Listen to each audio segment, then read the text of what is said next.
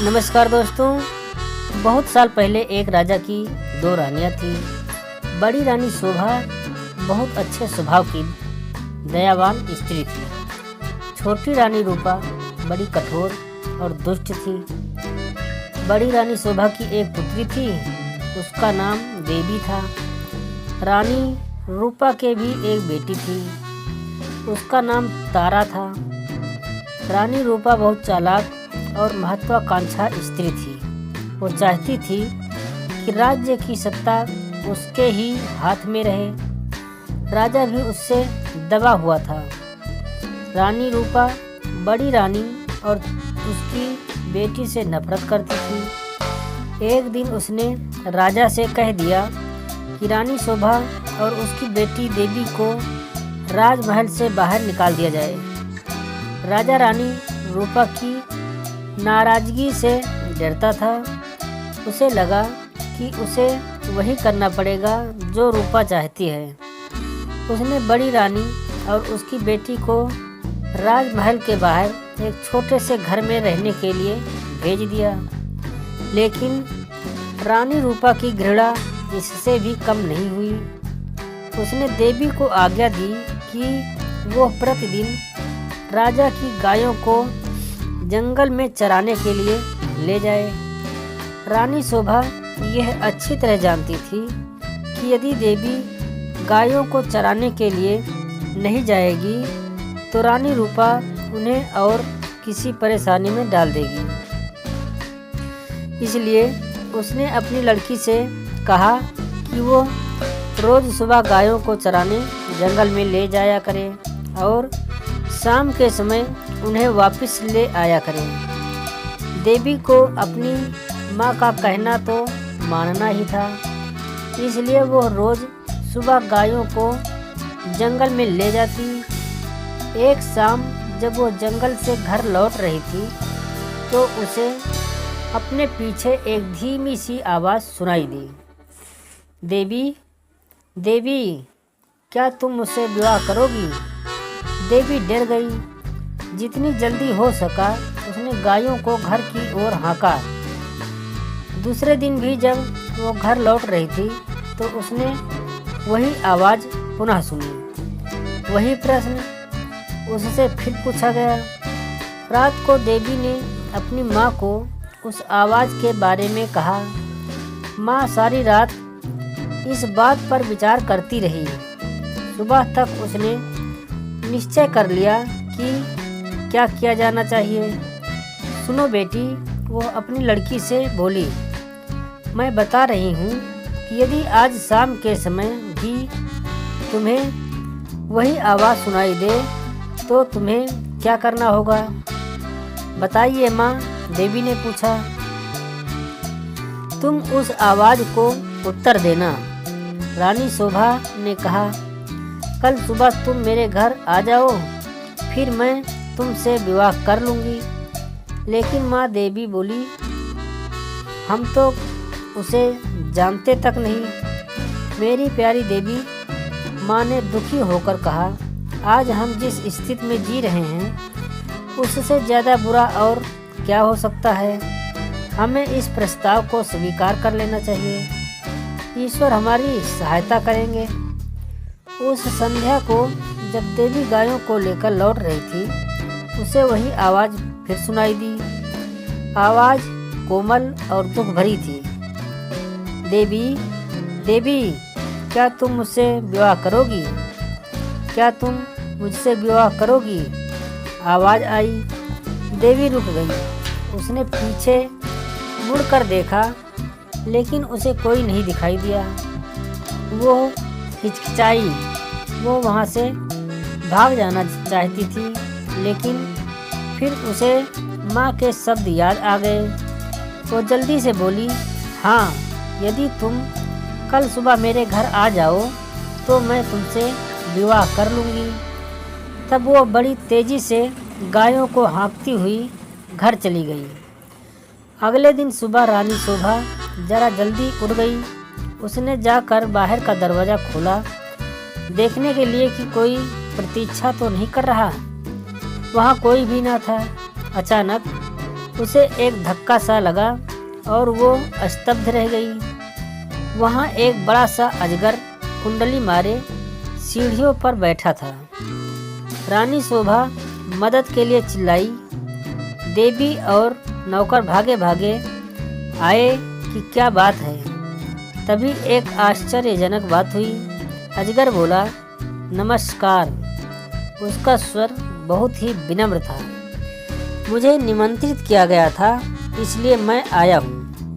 आपको लड़की ने मुझसे वादा किया था कि यदि मैं सुबह घर आ सकूं तो वो मुझसे विवाह कर लेगी। मैं इसलिए आया हूँ। रानी शोभा की समझ में नहीं आ रहा था कि वो करे तो क्या करे। उसे तो यही आशा थी कि किसी दिन कोई सुंदर नौजवान उसकी लड़की से विवाह करने आएगा। उसने यह कभी भी नहीं सोचा था कि वह अजगर होगा। एक नौकर भागकर रानी रूपा के पास गया और उसने सारी घटना बतला दी। रानी यह सुनकर प्रसन्न हो गई। वह उसी समय अपने नौकरों के साथ रानी शोभा के घर गई। यदि राजकुमारी देवी ने किसी के साथ विवाह का वादा किया है तो उसे अपना वादा अवश्य निभाना चाहिए। रानी होने के कारण ये देखना मेरा कर्तव्य है कि वो अपना वादा पूरा करे। उसी दिन देवी और अजगर का विवाह हो गया। रानी शोभा और देवी के लिए यह कोई प्रसन्नता का समय नहीं था, लेकिन इतने दुर्भाग्य सहने के बाद वे किसी भी प्रकार की विपत्ति का सामना करने को तैयार थी। विवाह के बाद अजगर अपनी पत्नी के साथ उसके कमरे में गया। सारी रात रानी शोभा ने प्रार्थना करते हुए बिताई कि उसकी बच्ची ठीक ठाक रहे। दूसरे दिन बड़े सवेरे उसने देवी का दरवाज़ा खटखटाया। एक सुंदर नवयुवक ने दरवाज़ा खोला। देवी उसके पीछे खड़ी थी। मैं आपको कह नहीं सकता कि मेरी जान बचाने के लिए मैं आपका और देवी का कितना आभारी हूँ, वो नवयुवक बोला। मैं एक श्राप के कारण अजगर बन गया था। एक वन देवता मुझसे क्रुद्ध थे। उन्होंने मुझे अजगर बना दिया था। बाद में उन्हें अपनी करनी पर दुख हुआ। तब उन्होंने कहा कि यदि कोई राजकुमारी मुझसे विवाह कर लेगी तो मैं फिर से मनुष्य बन जाऊंगा। और अब देवी ने मुझसे विवाह कर लिया है। मेरा श्राप उतर गया है। अब मैं कभी अजगर नहीं बनूंगा। रानी शोभा बहुत प्रसन्न हुई। वो अपनी लड़की और दामाद को राजा से मिलाने के लिए राज दरबार ले गई। यह बड़ी विचित्र घटना थी। चारों ओर से लोग इस विचित्र नव युवक को देखने राजमहल में आने लगे। सभी उत्सुक थे सिवाय रानी रूपा के। रानी रूपा बहुत गुस्से में थी। उसने झल्लाते हुए अपने आप को कमरे में बंद कर लिया।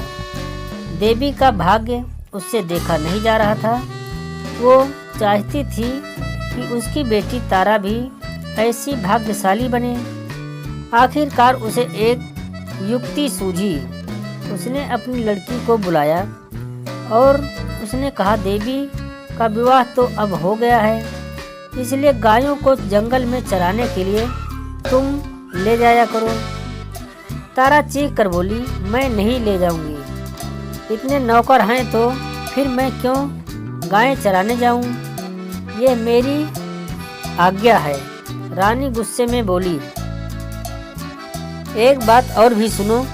यदि जंगल में कोई तुमसे विवाह का प्रस्ताव करे तो तत्काल कह देना कि तुम विवाह के लिए राजी हो। यदि वह अगले दिन हमारे घर आ जाए। तारा माँ की इस योजना से भयभीत हो गई। वो गायों को जंगल में नहीं ले जाना चाहती थी। वो खूब रोई, लेकिन रानी फिर भी नहीं पिघली। तारा को उसकी आज्ञा माननी पड़ी।